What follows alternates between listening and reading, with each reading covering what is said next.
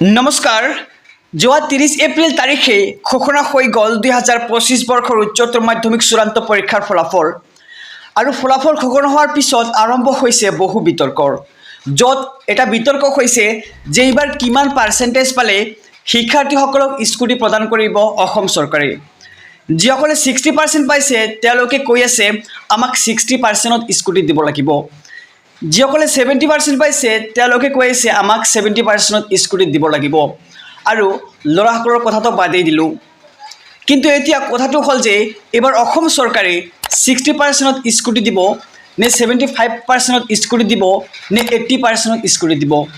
যিহেতু ৰাজ্যৰ মুখ্যমন্ত্ৰী ডক্টৰ হিমন্ত বিশ্ব শৰ্মা ডাঙৰীয়াই কেইদিনমান আগত ঘোষণা কৰিছিল যে এইবাৰ ল'ৰা আৰু ছোৱালী উভয়কে 80%ত স্কুটি প্ৰদান কৰিব।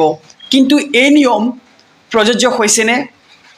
যিসকলে 80% পাইছে তেওঁলোকে ভাবি আছে যে আমি স্কুটি পাম, আৰু যিসকলে 75 বা 60% পাইছে তেওঁলোকে স্কুটি নাপাওঁ বুলি মন বেয়া কৰি ঘৰতে বহি আছে। গতিকে এনেকুৱা হোৱাটো উচিত নে? কমেণ্ট কৰি জনোৱা। গতিকে আজি তোমালোকক মই ইনফৰমেশ্যন দি যাম যে তোমালোকে কিমান পাৰ্চেণ্টেজ পালে স্কুটি পাবা, 60% নে 75% নে 80%। ইতিমধ্যে ahscc.assam.gov.in যিটো ৱেবছাইট আছে সেই ৱেবছাইটত তোমালোকে গ'লে চাব পাৰিবা যে আগৰ আপডেটে আছে 60% আৰু 75%। যিহেতু আগতে ছোৱালীসকলক 60% স্কুটি দিয়া আছিল আৰু ল'ৰাসকলক 75%ত স্কুটি দিয়া হৈছিল, কিন্তু মুখ্যমন্ত্ৰীয়ে ঘোষণা কৰাৰ পিছত এই ৱেবছাইটসমূহত এতিয়ালৈকে কোনো ধৰণৰ আপডেট অহা নাই। গতিকে মই তোমালোকক আজি কৈ যাওঁ যে মুখ্যমন্ত্ৰী ডাঙৰীয়াই যিহেতু কৈছিল যে ল'ৰা আৰু ছোৱালী উভয়কে 80% স্কুটি দিব, গতিকে এইবাৰ ল'ৰা আৰু ছোৱালী উভয়ে 80%ত স্কুটি লাভ কৰিব। গতিকে তোমালোকে 60%, 75% কমেণ্টত দেখি কোনো ধৰণৰ লাভ নহ'ব। তোমালোকে ডাইৰেক্ট মুখ্যমন্ত্ৰী ডক্টৰ হিমন্ত বিশ্ব শৰ্মা ডাঙৰীয়াক তোমালোকে DM কৰা বা টুইটাৰ যোগে জনোৱা। তোমালোকে ভিডিঅ'ৰ কমেণ্ট বক্সত কমেণ্ট কৰি একো লাভ নহ'ব। মই তোমালোকক আজি জনাই গৈছোঁ কথাটো। তোমালোকে বহুত ছাত্ৰ ছাত্ৰী আছা যিসকলে 60% পাইছা আৰু বহুত ছোৱালীয়ে 75% পাইছে। গতিকে তোমালোকে 60 আৰু 75% পালে স্কুটি এইবাৰ নোপোৱা।